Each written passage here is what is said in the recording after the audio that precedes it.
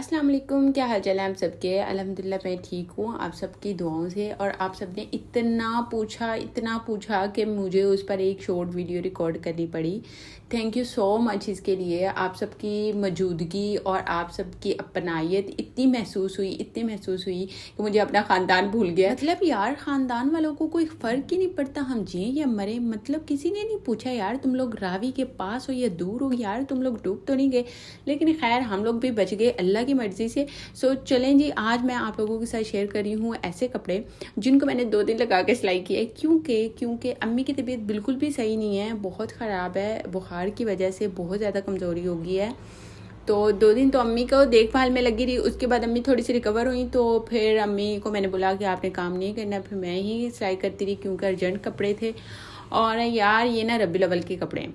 अब हमारी ये जो कस्टमर है ना, ये बहुत पुरानी है माशाल्लाह से। और यार फिर जो पुराने कस्टमर होते हैं ना, वो अर्जेंट भी काम लेके आए ना, तो वो हमें करना पड़ता है क्योंकि उनके साथ वो कस्टमर वाला रिलेशनशिप नहीं रह जाता, एक भाईचारे वाला हो जाता है। तो इस वजह से ना बस फिर हमें होता है कि नहीं उनके कपड़े बनाने हैं। तो यहाँ पर ना उनके कपड़े हो गए हैं जी रेडी। मैंने कहा चलो आप लोगों के साथ इसकी वीडियो शेयर कर दूँ। अच्छा, मैं आप लोगों को ना फर्शी शलवार के कुछ डिज़ाइन दिखाऊंगी। इसमें ना छोटे बड़े ऐसे करके कपड़े हैं, यानी कि स्मॉल साइज़, फिर उससे थोड़ा सा बड़ा, फिर बड़ा, इसी तरह से ना बड़ा करते करते ये 5 सूट थे। अच्छा, इनमें ना थोड़ी सी डिज़ाइनिंग डिफरेंट है, लेकिन उनकी मामा ने कहा था सेम ही बना दीजिएगा बस अपनी मर्ज़ी से। हमें ना एक अर्जेंट इवेंट आ गया है रबीउल अव्वल का, यानी कि मिलाद वगैरह हो गई। या फिर ना लाहौर में एक अलग से ट्रेंड है, वो ये कि लोग ना अपने घर के बाहर नज़र न्याज करते हैं, लाइक भटूरे, हलवा पूड़ी या फिर पराठे, इस तरह से बारबेक्यू तक बहुत तमाशे होते हैं। तो ना वो ना लोग लगाते हैं अपने घर के बाहर। तो फिर घर में वो मिलाद का एक सेटअप हो जाता है, यानी कि नाते वगैरह लगने लग जाती हैं और लोग ना ऐसे ही रेडी हो के कपड़े शपड़े पहन के बच्चे बच्चियाँ तो ना मतलब डिस्ट्रीब्यूट करते हैं खाना। तो अच्छा, ये होता है कि उनके घर के बाहर जो दस्तरखान लगा होता है ना, उसमें फिर वो खुद ही सर्व कर रहे होते हैं, लोगों को खिला पिला रहे होते हैं। तो इस तरह का ये इवेंट होता है लाहौर में।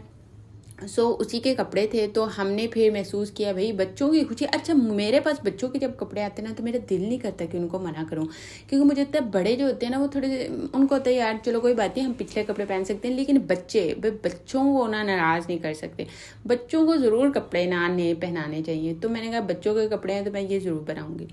ये ना फर्शी शलवार के साथ थे। इनकी डिफरेंट डिज़ाइनिंग मैंने की। उन्होंने एक जैसा सूट लिया हुआ था। अच्छा, ये कपड़ा मैं बिल्कुल भी रिकमेंड नहीं करूँगी, आप लोगों ने कभी भी नहीं खरीदना, बिल्कुल भी अच्छा नहीं था, बस देखने में अच्छा है, बस चमक धमक है इसमें और कुछ नहीं।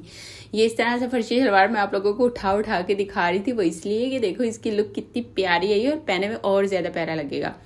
अच्छा जी, मैंने ना क्या किया कि लेस मेरे पास एक जैसी, वो इतनी ज़्यादा ले आई माशाल्लाह से, 15-20 गज, उसको मैंने सारे को लगाना था। अब मैं बच्चों के कपड़ों पर चाक दामन पर लगा के क्या उनको आंटियाँ बनाना था। तो मैंने क्या किया, ये पलटे वाली लेस थी, भी मैं आपको दिखाती हूँ दामन को उठा के। अच्छा, जिस तरह से वो पलटे के साथ ये लेस लगी हुई थी ना, मैंने उसमें से पलटे को किया अलग और लेस को मैंने ना कुछ इस तरह से लगा दिया। पहले वाली कमीज़ मैंने आपको दिखाई जिसमें ना चाक और दामन पर लगा था और बाजू के ऊपर।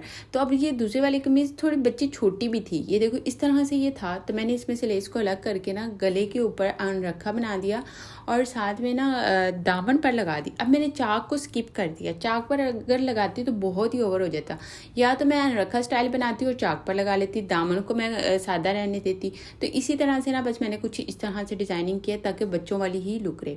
तो आप लोग भी ख्याल किया करें जब भी ऐसे कपड़े पहनाए ना, तो मोस्टली आप लोगों ने यही देखना होता है कि बच्ची किस साइज़ की है। अब ये बच्ची जो है ना, ये 7 साल की होगी या फिर 6 साल की, तो उसके हिसाब से मुझे देखना था इसको कि मैंने कैसे डिज़ाइन करना है। अब उनकी मामा, मैं वैसे बताऊं आपको कि उनकी मामा ना बहुत अच्छे कपड़े लेके आती हैं, साथ में ना उनकी मैचिंग वगैरह भी। लेकिन ये उन्होंने ना किसी और से मंगवाए थे, तो वो बस ऐसे ही थान जैसे होता है ना, वो पकड़ा के हमें दे गई और साथ में ये करें। अब अम्मी की भी ऐसी तबीयत नहीं थी कि इनके साथ में कुछ और चीज़ें मंगवा कर लगवाती, और टसल्स वगैरह भी कहीं पर लगाने थे, वो फिर मैंने स्किप कर दिया। अब जैसे रखा वाला था तो उस पर टसल लगना था।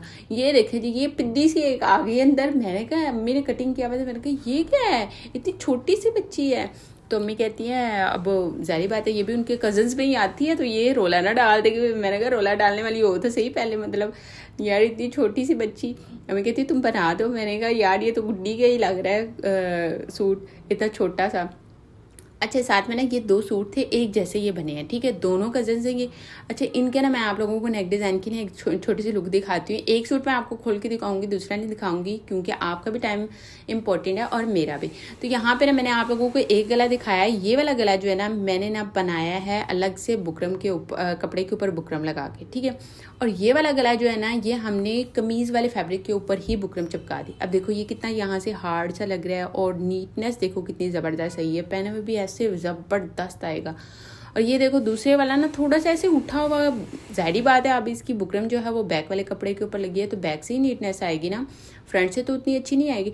तो ये मोस्टली मेरे से क्वेश्चन किया जाता है कि आप ऐसे क्यों करती हैं, तो ये भाई हम इस वजह से ये ऐसे करते हैं। अच्छा, ये कटवर्क वाली जितनी भी डिज़ाइनिंग होती है, इसको आप जब भी बनाएं तो आप बुकरम के कटवर्क जो भी कटिंग वगैरह करें ना, तो आप कमीज़ वाले फैब्रिक के ऊपर लगाया करें, अलग वाले फैब्रिक के ऊपर लगा के उतनी अच्छी लुक नहीं आती।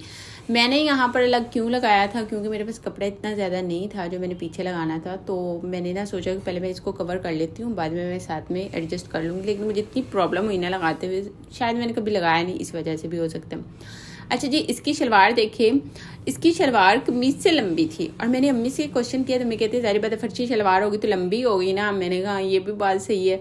अच्छा, इसका पांचा ना मैंने कुछ इस तरह से बनाया था। मैंने ना 2 सिलाई ऊपर लगा दी, 2 नीचे और सेंटर में 1 सिलाई लगा दी।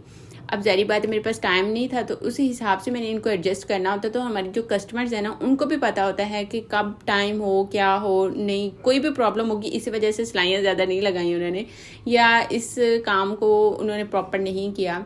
तो वैसे ये भी काम प्रॉपर ही है, इतना कोई वो नहीं है कि भाई इसमें लगे हुए कुछ छोड़ दिया या कुछ डंडी मार ली मुनीबा ने, लेकिन ऐसा नहीं है। मैंने इसको परफेक्ट बनाया अपने तरीके से। और जब मैंने इसकी दूसरी शलवार सिलाई करनी थी, यानी कि दोनों सूट सेम थे, तो दूसरी शलवार सिलाई करते हुए मैंने सोचा कि सेंटर में मैं 2 सिलाइयाँ लगा लेती हूँ और 1 सिलाई मैं ऊपर लगा दूंगी, 1 नीचे लगा दूंगी, ठीक है?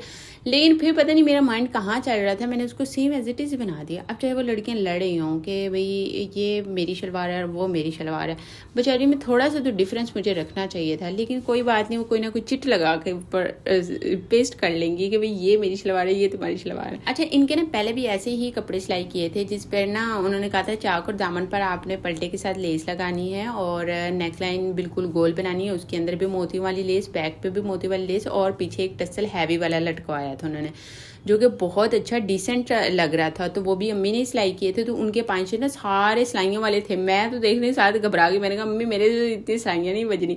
तो मैंने कहा चलो तो कोई नहीं, तुम 2-2 करके लगा लो अपने तरीके से, तो उनको पता है, वो समझ जाती हैं। इसके अलावा और भी कपड़ों की काफ़ी सारी डिज़ाइनिंग है, आप लोग देख लेना। कुछ के लिंक्स मैं आपको डिस्क्रिप्शन में भी दे दूंगी, और वैसे भी मेरे चैनल को आप विजिट करते हो तो आपको ईजिली सारे ड्रेसेस मिल जाएंगे और साथ में आपको प्ले लिस्ट भी आसानी से मिल जाएगी। तो मिलते हैं नेक्स्ट वीडियो में, तब तक के लिए अपना ख्याल रखें। अल्लाह हाफिज़।